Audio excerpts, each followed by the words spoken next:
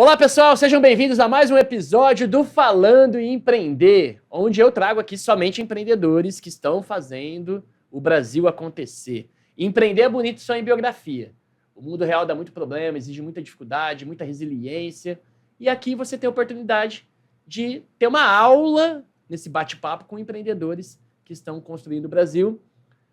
Aperta aí, convida teu amigo para conhecer esse podcast, dá o like. Outra coisa muito importante também é os episódios passados. Já passou por aqui Geraldo Rufino, João Dória, Ike Batista, Flávio Tavares, Luiz Biagi, enfim, grandes empreendedores para você aprender o verdadeiro empreendedorismo do mundo real. E para falar em empreendedorismo do mundo real, estou aqui hoje com o meu convidado super especial, Arthur Rufino. Tudo muito certo? Obrigado, Arthur. Prazer. O Arthur que é fundador da Octa e ele fez algo inédito no Brasil. Ele regulamentou o mercado que ele atua. E hoje você vai ter a oportunidade de entender essa história. Muito obrigado, Arthur. Tamo junto, vamos lá. E para começar, quem é Arthur Rufino? Arthur Rufino, para já matar a dúvida, ele é filho do Geraldo Rufino, começa por aí. Mas eu tive a oportunidade de ser educado, né, nessa família super intensa ali, de uma história super bacana. E a oportunidade o direito, né, de transformar primeiro o negócio da minha família numa empresa escalável, conectável com a indústria. No segundo momento, isso virou o que você já comentou, né, esse desafio de regulamentar um mercado que era muito marginalizado no Brasil. E depois, nesse terceiro ciclo de inovação, se a gente pode chamar assim, eu resolvi realmente empreender no digital e transformar a realidade de todos os outros centros de desmontagem do Brasil. Então, eu sou um cara que curte muito os grandes desafios, principalmente depois que você se depara com um desafio super interessante de transformar a lei do segmento, aí você fica meio viciado, aí o bichinho pica que você quer ficar arrumando encrenca cada vez maior ali. Você gosta de desafio, gosta de problema, né? Gosta de encrenca, isso aí. Arthur, e me conta, a JR Diesel foi fundada por seu pai, que já esteve aqui, né? Geraldo Rufino. Inclusive, acessa aí, eu vou deixar o link aqui disponível do episódio com o Geraldo Rufino, que ele deu uma verdadeira aula de empreendedorismo aqui. Então, a JR Diesel, você nasceu lá dentro. Exato, literalmente. E trabalhou lá. Trabalhei lá a vida inteira, a partir dos 16 anos, mais ou menos, meu pai já começou a levar a gente para lá. E, porra, eu era preguiçoso pra caramba. Não gostava de agarrar, não? Eu não gostava de trabalhar, eu não gostava da JR em si, não era um negócio que eu me via lá dentro. Eu tinha zero intenção de suceder meu pai um dia. Sério? Era muito uma missão do meu irmão ali, que era muito mais parecido com meu pai, né? Meu irmão do meio. E nessa pegada, ele foi forçando que eu estivesse lá e eu sempre fui um cara que precisava estar preso num propósito para a coisa fazer sentido.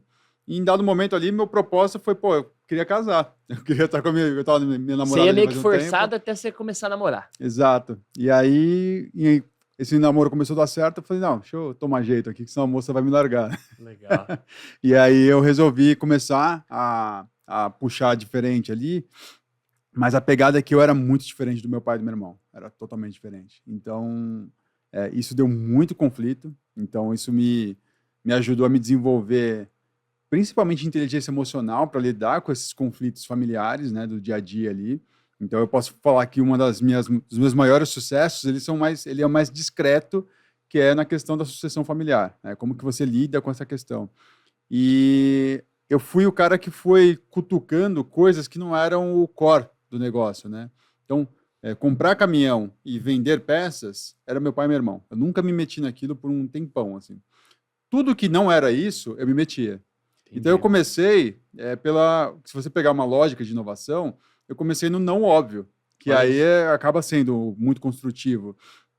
E eu tinha essa vantagem de ser um outsider. Eu tinha a vantagem de não ter tanto conhecimento no caminhão e na peça usada.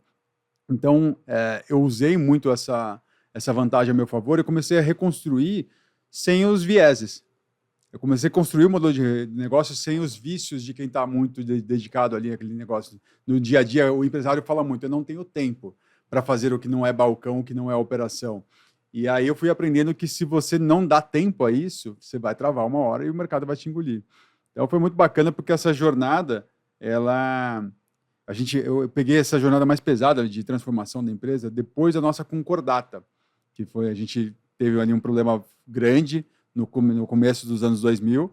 Foi quando a nossa outra empresa, que era a JR Veículos, né? Ela faliu e a JR Diesel absorveu essa falência e entrou em concordata. Quando a gente saiu da concordata, já tinha pago as dívidas, etc., a gente tinha uma capacidade de investimento quase nula, assim. Então, a gente começou a ter que se reinventar com o que tinha em casa. E nada mais interessante, na minha opinião, do que você reutilizar os materiais que você já tem. Trabalhar com escassez, né? Exato. E aí a gente começou a construir ali o que seria, eventualmente, o desmanche do futuro no Brasil, né? Então, dado o momento, já tinha uma graninha ali, eu comecei também a viajar para outros países, entender esse modelo de negócio. Eu tive em 9 países durante 5 anos, entendendo tudo isso. Então, Espanha, Inglaterra, Estados Unidos, Argentina, tudo que você pode imaginar eu visitei. E fui construindo esse troço. Quando ficou pronto, a gente tinha saltado, sei lá, de 8 milhões de receita anual para 40. E tudo isso dentro de um mesmo tamanho de time e estrutura. Uau. Então, a gente se tornou muito eficiente. E isso foi não só deixando a empresa mais lucrativa, com um crescimento cada vez mais intenso, mas, principalmente, essa empresa começou a ser compatível com o resto da indústria automotiva. O desmanche sempre foi um patinho feio, muito por conta da realidade brasileira, de que, sei lá, na época, provavelmente, mais da metade dos desmanches eram ilegais. E nunca teve regulamentação de desmanche? Zero. E lá fora teve? Alguns países. Se você pegar, sei lá, Estados Unidos, não tem até hoje uma regulamentação específica para esse segmento. Quem fez o troço dar certo lá foi o poder econômico. Então, você tem grandes empresas que começaram a investir nesse mercado, eles ocupam o mercado e muita oferta legal atinge a ilegal. Você pegar até 97, 98, os Estados Unidos tinha um problema parecido com o nosso de roubo de carros. Uau. E aí você tem, do nada, uma empresa que saiu era um fundo de private equity, ele começou a comprar desmanches. E em dado momento ali, em 2003, ele abriu capital e começou a intensificar essas compras. Hoje eles compram 2,7 desmanches por mês nos Estados Unidos, já são mais de 800. Caramba. E eles estão um monopólio de desmanche. É bizarro, assim. E eles são, hoje, 14 bilhões de dólares. Uau. É muito grande. Assim, estão desmontando 1 milhão de carros por ano. E esses caras são um pouco mais de 20% do mercado americano. Ou seja, você ainda tem um baita espaço para consolidação. O mercado japonês, lá em 2003, regulamentou. E aí você tinha um incentivo da indústria à indústria para reciclar veículos, porque o Japão é desse tamanho. Se você não resolver essa parada, vira um problema grande. Então, hoje o Japão é, na minha opinião, o melhor sistema de desmontagem que existe no mundo. Fantástico. E eles exportam peças para 74 países. E eles estão ali reciclando, sei lá, 95% dos veículos em final de vida. O Brasil recicla 10% dos veículos. 10% só? Então tem muito para crescer o Brasil, então. O Brasil hoje está desmontando 500 mil veículos por ano. Ele deveria estar desmontando, se você comparar com os países onde o desmanche já está na sua eficiência máxima, a gente deveria estar desmontando uns 5 milhões por ano. Uau! Então, quando a gente olha para esse mercado e vê a JR Diesel, né, como a maior empresa do segmento, etc., cara, a JR não é nada. A JR deve estar se aproximando de uma receita de uns 60 milhões. Não é absolutamente nada perto do potencial. Hoje o mercado já é algo entre 7 e 8 bilhões. Então, mesmo sendo a maior, é um trocinho desse tamanho, o JR. E se você olhar o potencial, a gente deveria estar entre 40 e 50 bilhões. Então, por que eu resolvi, ali em 2020, sair da JR Diesel? A JR nunca seria a solução para o mercado.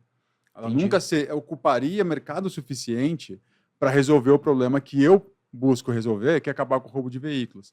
Então, o que eu quero fazer no Brasil? Eu quero tanto desmanche bom funcionando, com tanta tecnologia, com tanta informação, com tanto acesso a veículos, que você tem que ser louco para ser um bandido nesse mercado. Perfeito. Porque você vai roubar o veículo, aí você tem que pagar corrupção, você tem que pagar o ponto de venda, você tem que pagar isso, aquilo, blá, blá. Quando você vai ver, os seus custos não conseguem competir com um desmanche eficiente.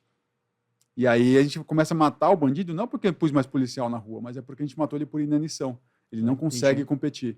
Então é nessa pegada que eu gosto de olhar. Tem funcionado. Em São Paulo, a gente reduziu em quase 60% o roubo de carros. Espetacular. No período. Então surgiu a Octa a partir daí. Você saiu da JR Diesel, da empresa familiar, para fundar a Octa, que além de ter regulamentado o setor, qual que é o objetivo, o produto da Octa? Assim? A Octa, a gente se intitula como um marketplace circular. Por que marketplace circular?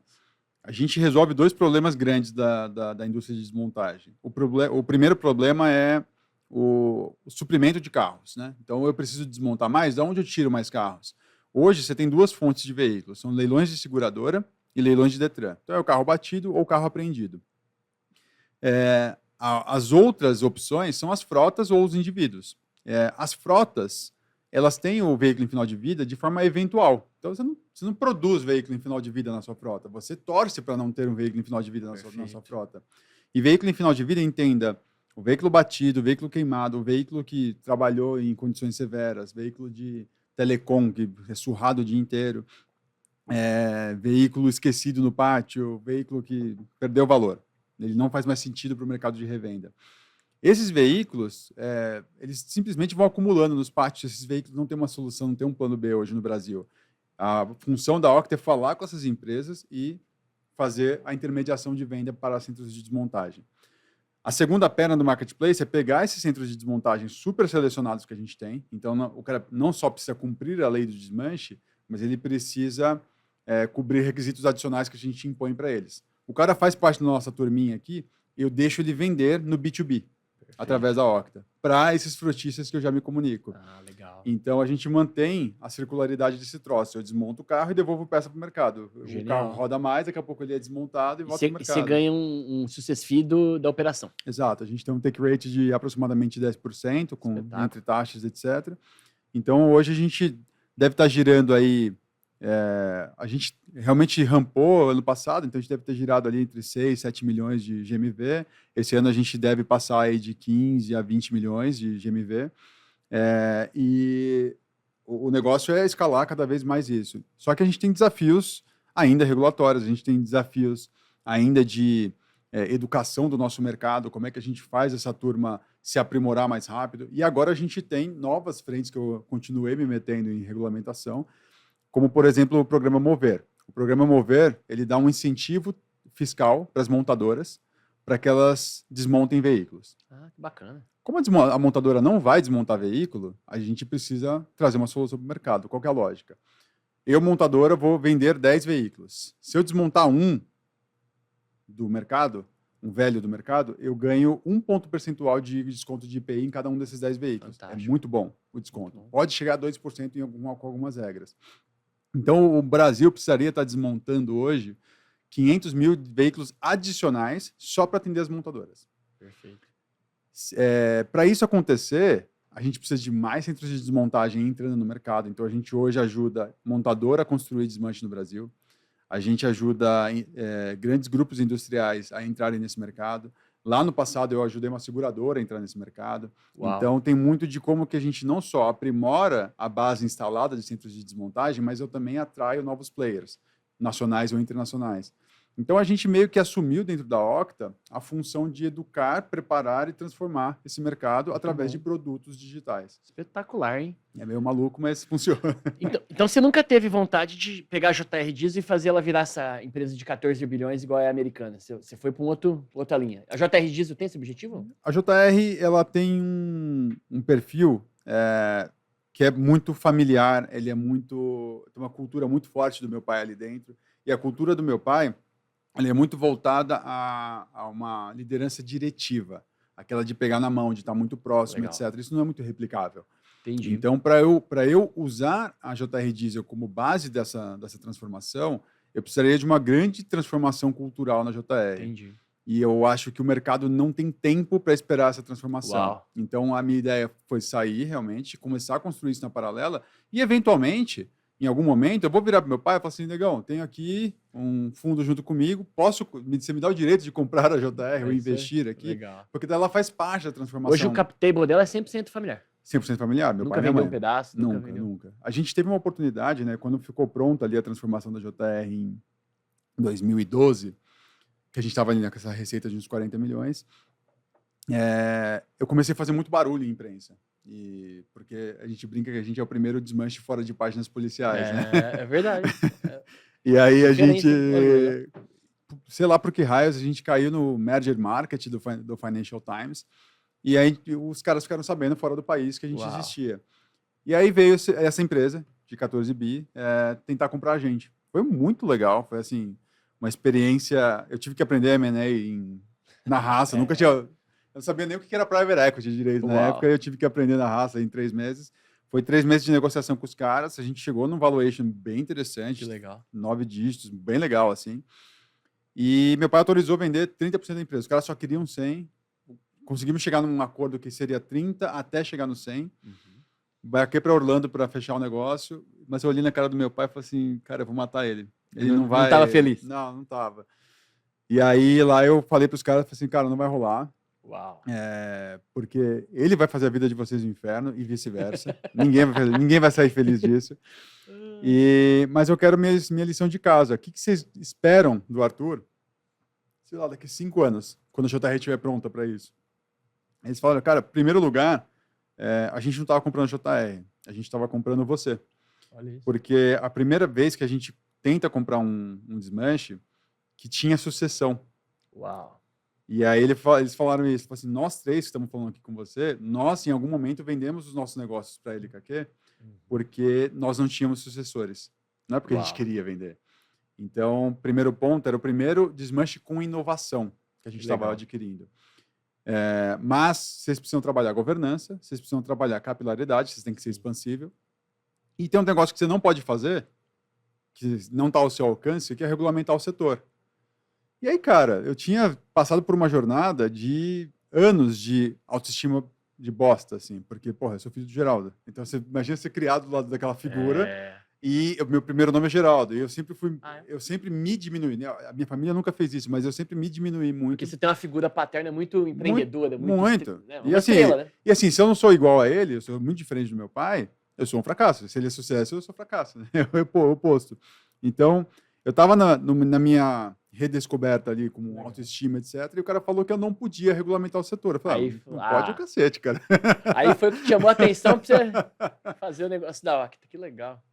E aí eu voltei para o Brasil com essas missões. Falei, meu pai, neguei. Funcionou assim, sabe? Ficou feliz da vida. Comecei a trabalhar governança, comecei a trabalhar capilaridade. Mas eu falei, deixa eu ver esse negócio de regulamentação. Comecei a mandar e-mail para um monte de deputados do estado de São Paulo. Vários me receberam, quase todos pediram uma grana para falar do negócio. Uau, olha o desafio, hein? Só que teve um ali que falou, não, eu topo discutir, acho que faz bem para minha campanha. Eu falei assim, pô, isso não é crime, né? Exatamente. E aí eu comecei a construir com ele um texto, no final era um deputado honesto, com um moleque de desmanche, tentando fazer lei. Não ia, né? Não tinha como dar certo. Uau. Só que daí, em 2013, saiu a PL 380, o projeto de lei era para proibir o desmanche em São Paulo. Porque você tinha 70% dos latrocínios, roubo seguido de morte, relacionados ao roubo de veículos. E aí o governador falou, acaba com esse troço. Então o secretário de segurança saiu com essa missão e falou assim, vou proibir o desmanche. Podia matar JR Dias nesse caso. E ia matar, era um fato. Só que eu tinha, sem querer, passado 5 anos me preparando para isso. Eu estava preparando a JR para ser o exemplo de regulamentação do setor. Fantástico. Porque eu achava que eu precisava proteger minha família de qualquer movimento regulatório. Então foi o momento que eu peguei manual de ISO, manual ambiental, etc. Joguei para o governo e falei assim, funciona assim, é assim que se ganha dinheiro. Eu já estava trazendo comigo uma seguradora que eu tinha construído para ela, um centro de desmontagem, e já tinha montadora comigo. Então, quando eu sentei com o secretário de segurança, não só eu tinha uma boa história, mas eu tinha bons sponsors ali. E aí a gente conseguiu transformar isso na lei de desmanche de 2014, que depois virou federal, e a gente criou isso aí. Então, primeiro ano a gente reduziu 26% o roubo de carros, 17% o latrocínio. Que espetáculo, hein? E aí que caiu minha ficha, eu falei assim, porra, o que eu tô fazendo salva vidas. Salva mesmo. E aí, já falei aqui, eu sou muito movido a propósito.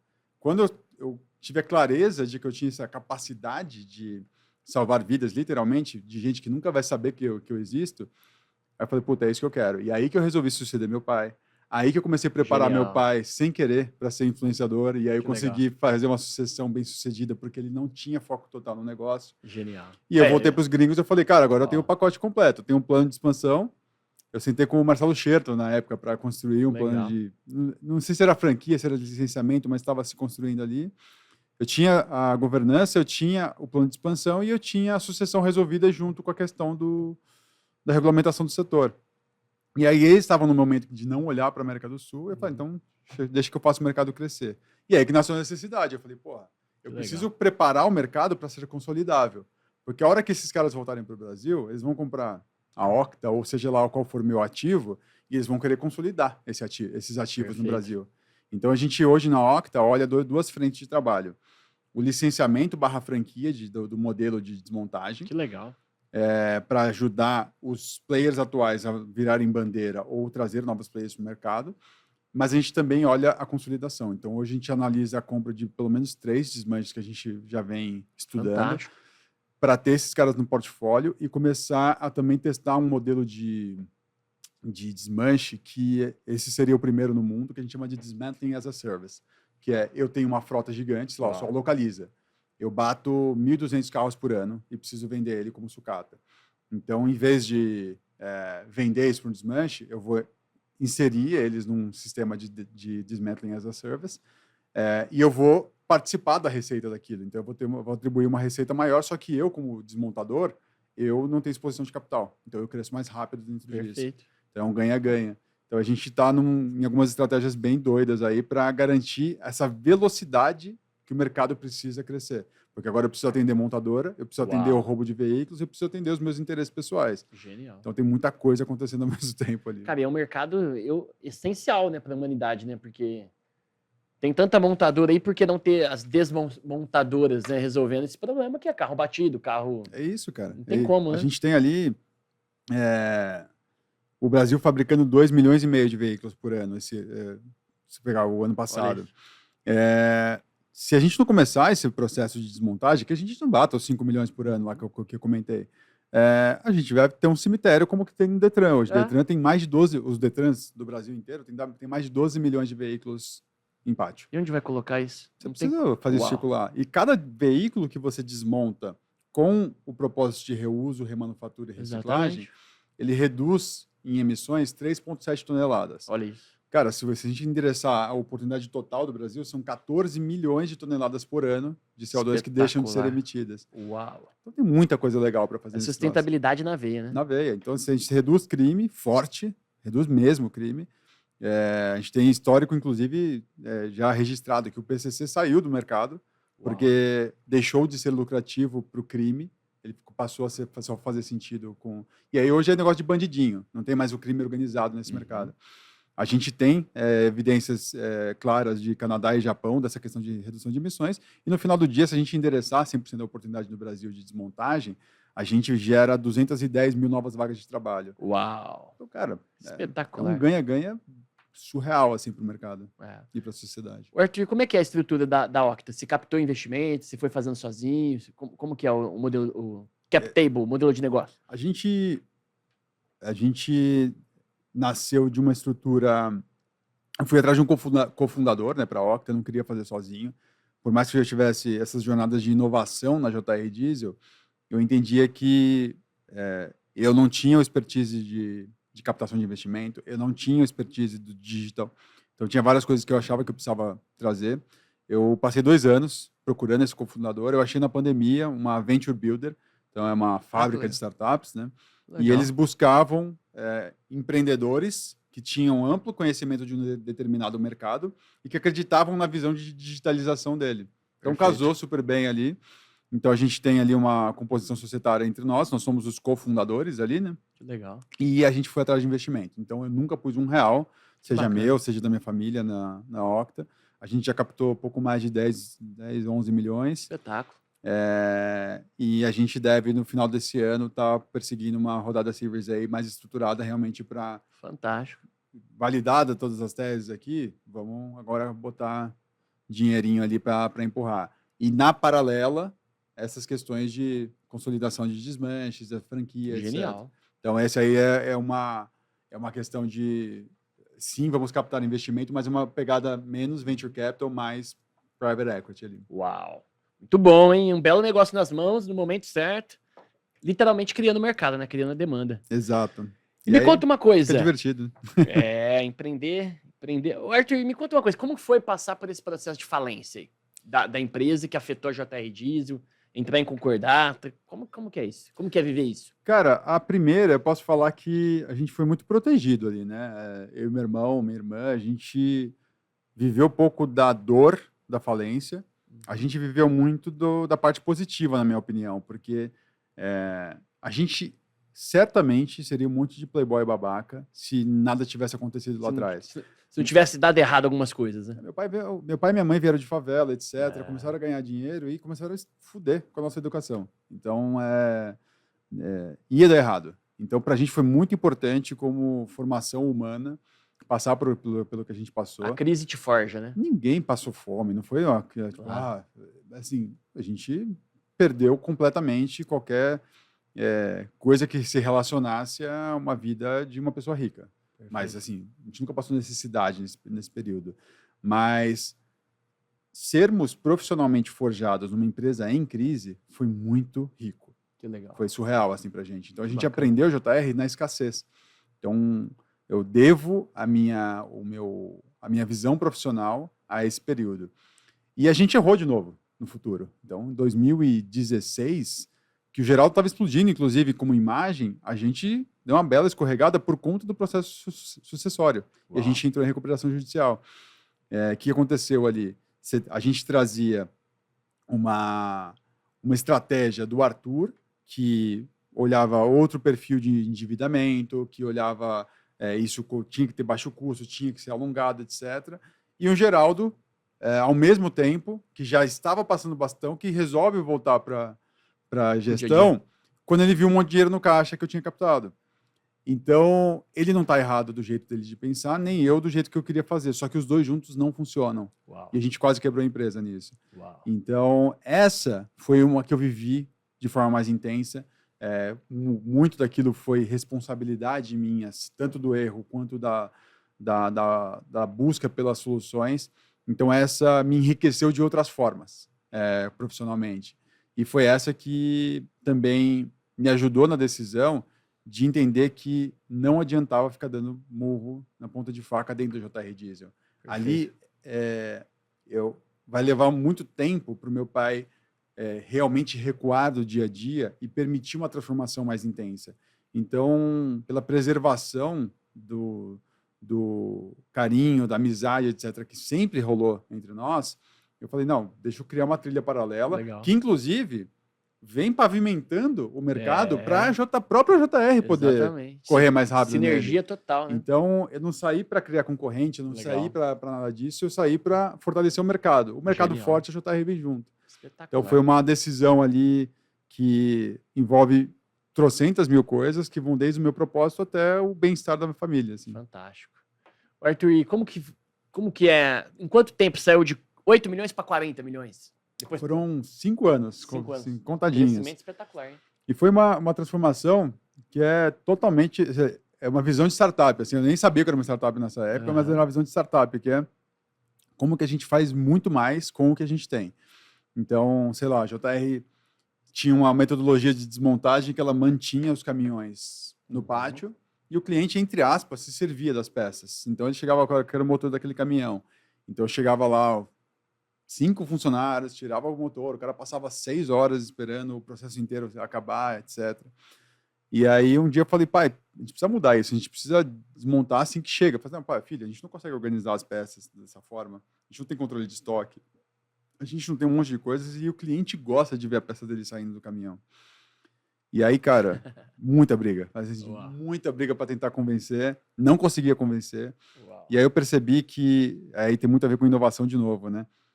Você tem que mudar as perguntas. Né? Eu falei, pô, por que a gente precisa continuar desmontando? Não, eu cheguei para o cliente e falei assim, se você chegar na empresa, a peça já estiver disponível, é melhor ou pior para você? Não, é muito melhor, porque eu ganho dinheiro com o meu caminhão rodando. Cada hora que eu passo aqui é 1 hora menos do meu caminhão rodando. Exatamente. Então, eu prefiro chegar aqui e ir embora com a peça. Eu falei, mas você gosta muito de ver o caminhão sendo desmontado? Não, eu adoro, mas eu prefiro ir embora. E aí eu falei, pai, chega aí. O cara falou que prefere a peça rápido, mas que ele gosta de ver. E se a gente criar uma vitrine de desmontagem, deixa o cara ver outra desmontagem, não precisa ver a dele. Exatamente. Mas ele chega, paga a peça e vai embora. E detalhes, eu já fiz um mapeamento aqui, e aí é muita questão de buscar dados, né?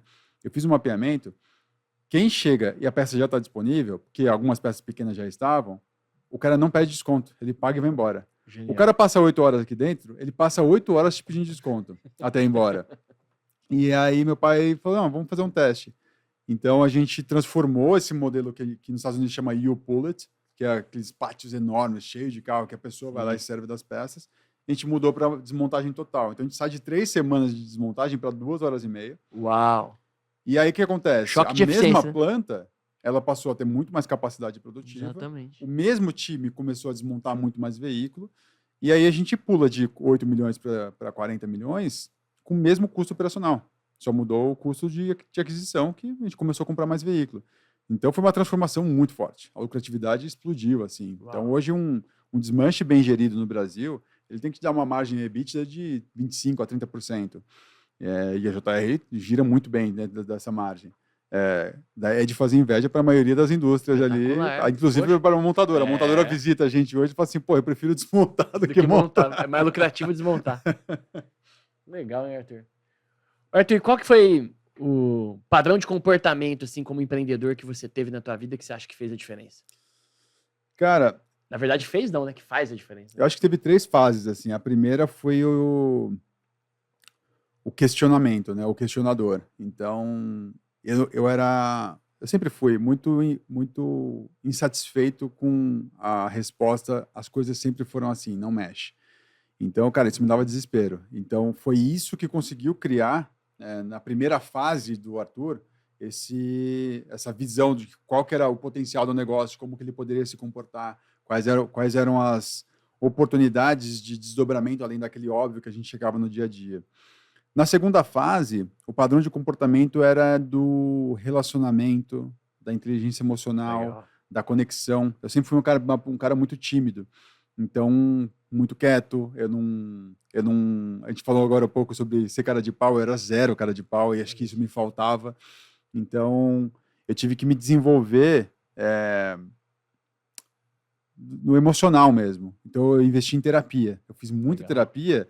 Não para resolver problemas com meu pai, problemas do passado, era muito para como que eu me tornava a minha melhor versão para aquele nível de performance. Então, ponto básico foi inteligência emocional. Então, sei lá, eu abri mão de reconhecimento. Eu esperava muita palminha na JR quando eu fazia uma coisa diferente. Uhum. E isso travava o processo. Isso deixava a coisa morosa. Sim. Quando eu abri mão do reconhecimento e dane-se quem vai ser reconhecido, podia ser o Geraldo, podia ser um gerente, dane-se. O resultado veio, cara, a coisa começa a andar. Começou a fluir. Quando eu abro mão de reconhecimento, mas eu também incluo a humildade nessa brincadeira, eu troco o conflito de tentar convencer meu pai de uma ideia para tentar implementar essa ideia através do Geraldo. Quando ela é implementada através do Geraldo, não só o Geraldo acolhe melhor porque ele está sendo ouvido, mas a ideia fica melhor, porque ela não foi só do Arthur. Ela tem elementos de um cara com uma baita experiência. Legal. E isso significa respeitar o legado. Genial. Traga inovação, mas respeita o legado. Acho que a grande cagada que a maioria dos sucessores fazem é tentar eliminar o passado. Não pode, né? Se você elimina o passado, você está abrindo mão de um material riquíssimo chamado experiência.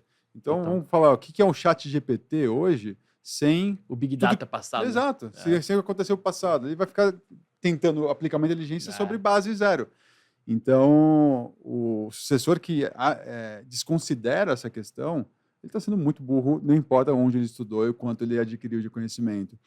Então, essa fase 2 do Arthur está muito ligada à inteligência emocional para, literalmente, liderar até o meu líder, que seria meu pai. Então, foi muito bacana assim, essa construção. A fase 3 foi a Octa. Por que a Octa é tão importante nisso? Ela tirou o Arthur de 2 zonas de conforto. Empreender na sucessão é do caralho. É empreender do zero, porque eu falo que o sucessor ele não teve a responsabilidade de empreender do zero o negócio, mas ele vai empreender a sucessão. É mais desafiador ainda, eu acho. É super desafiador. A responsabilidade é maior, né? Exatamente, é super complexo.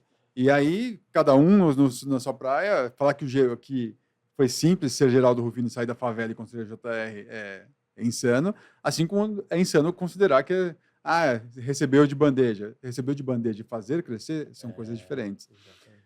Mas na Octa, foi muito engraçado porque eu saio de uma posição de CEO de uma empresa de quase 60 milhões de receita, etc., e vou para uma salinha com 4 pessoas. Começar do zero. Começar do zero. E aí foi muito engraçado porque eu fui com o título de CEO, mas eu não podia ter levado o comportamento de CEO. Eu tinha que levar o comportamento de empreendedor do zero, que é uma coisa que eu nunca tinha feito.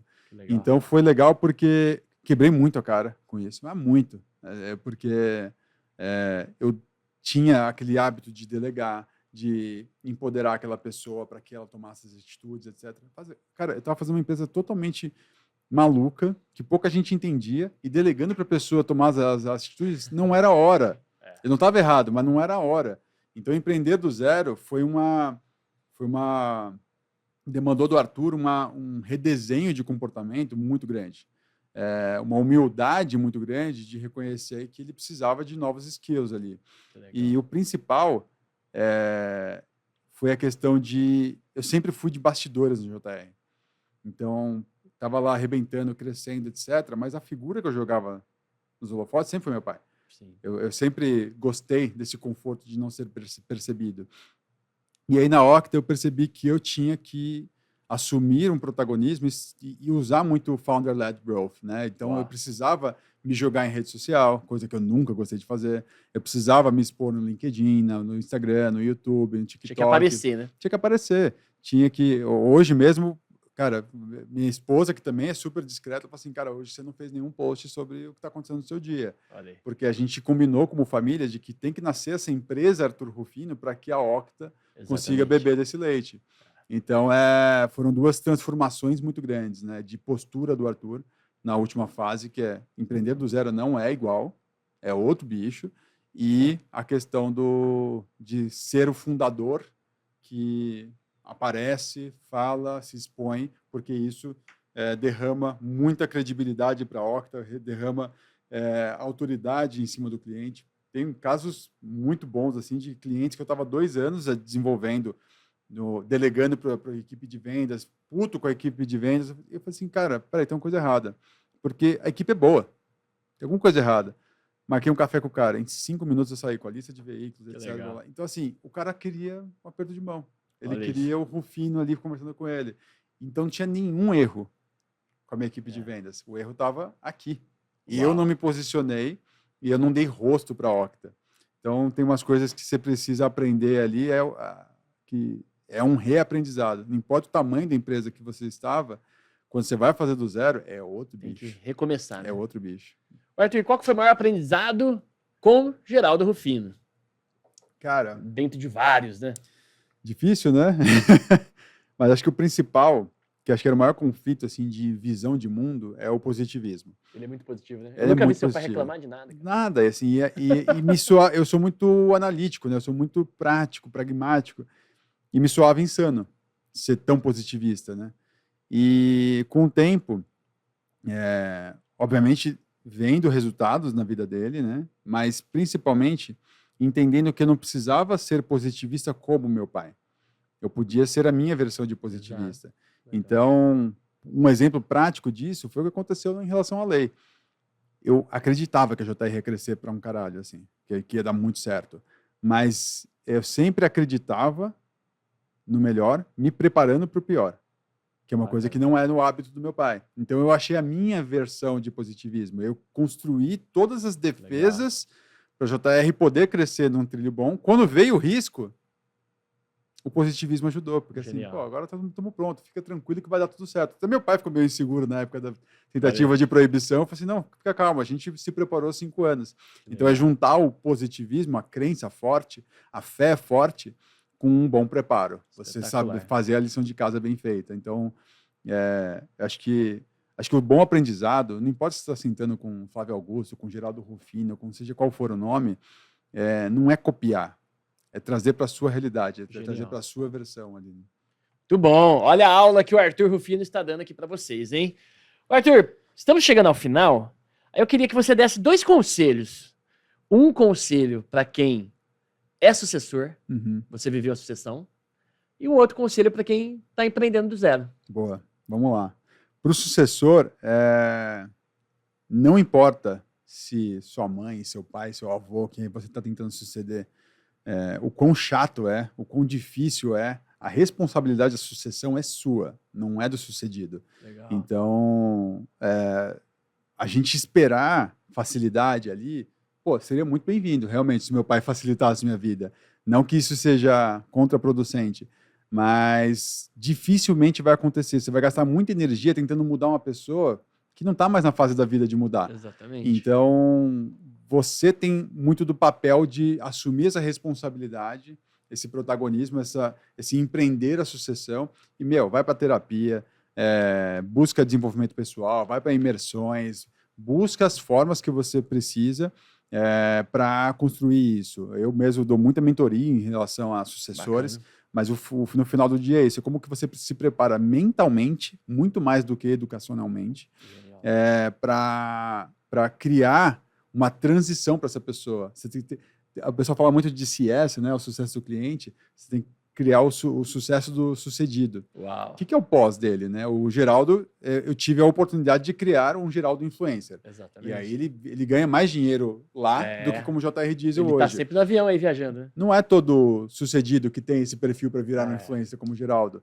Mas quais são os outros desdobramentos? Tem gente que quer se aposentar. Exatamente. Tem gente que quer abrir outro negócio, tem gente que quer ser consultor, tem gente que quer ser conselheiro. Qual que é o próximo? É um livro?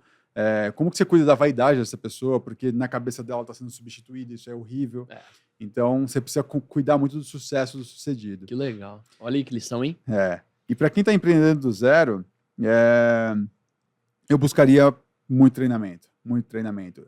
Nada vai te preparar para as porradas que você vai tomar. Estava falando hoje com um amigo que está empreendendo pela primeira vez e ele resumiu para mim a vida de empreendedor do zero. Ele falou assim, estou me fudendo, estou quebrando a cara e estou me divertindo. É muito isso. Então, assim, se você conseguir trazer diversão para isso, né, essa visão leve de que sim, você vai se ferrar, que vai ser difícil, mas você está conectado com a visão que você está perseguindo, inclusive que você tenha a humildade suficiente para pivotar o que for necessário para continuar seguindo aquela visão, acho que você vai ter uma jornada bem mais divertida e potencialmente com mais sucesso ali. Muito bom. Entender que fracasso faz parte, né? Total. Não existe empreender do zero sem fracasso. Não existe. Eu duvido que você traga aqui uma história que o cara conseguiu fazer sem um fracasso no meio do caminho. Eu sempre falo, eu tinha o sonho de antes dos 30 anos ter 1 milhão na conta, quando eu comecei a empreender com 17. Devo ter atingido isso com 23, 24. Com 27, estava devendo 7 milhões. Dívidas vencidas, com credores cobrando de um outro negócio que deu errado. Então, o empreendedor tem que estar com brilho no olho e seguindo em frente o tempo todo. Né? E saber o que está perseguindo, né? Porque se você não souber o porquê, vai travar. Você vai travar. Porque você vai acordar angustiado, vai dar trabalho, você vai brigar com a esposa, não sei o quê, você vai brigar com o marido. Se você não tiver clareza do porquê, você desiste. Você precisa saber o que você está perseguindo. Eu falo que empreender é bonito só em biografia. Você tem que realmente construir o avião enquanto o avião está voando. E saber... Tem uma passagem na Bíblia de Abacuque que ele diz, né? Que não importa se a figueira não floresça, que se não haja fruto na vide, todavia me alegrarei ao Senhor. Né? Eu falo que isso tem muito a ver com o negócio. Né? Tem. Porque muitas vezes você vai estar... E lá no fundinho do fracasso tem uma oportunidade disfarçada. Exatamente isso. Arthur... Considerações finais, aonde nós podemos te encontrar nas redes sociais? Vamos lá. Eu estou no Instagram, Arthur Rufino, com TH. Tenho lá na minha bio, tem lá os cursos online, eles estão totalmente relacionados ao meu livro, que é Inovação para Não Inovadores. Uau. Onde eu... pela gente, né? Pela editora Gente. E lá eu conto muito um método que eu usei ali para... A gente chama de desmanche criativo, né? Como é que você desmonta o conceito da sua empresa para depois obter mais valor em cima disso. E o LinkedIn. LinkedIn eu trago um conteúdo mais institucional, né? Para executivo, etc. E, obviamente, para desaguar para a Octa. Muito bem. Então, se você gostou, segue o Arthur aí nas redes sociais para continuar essa conexão com ele. E aqui, ativa o sininho, se cadastra aqui, compartilha esse episódio que foi maravilhoso. Queria agradecer, Arthur. Parabéns pela história de empreendedorismo, que já está no sangue, literalmente, mas é muito bonito de ver, né? Essa sua reinvenção. Estava curioso para fazer essa entrevista, porque é de tirar o chapéu. Obrigado. E assim terminamos mais um episódio do Falando Empreender. Ficamos por aqui. Muito obrigado você que acompanhou e se cadastre aí para receber o próximo episódio. Um abraço, obrigado.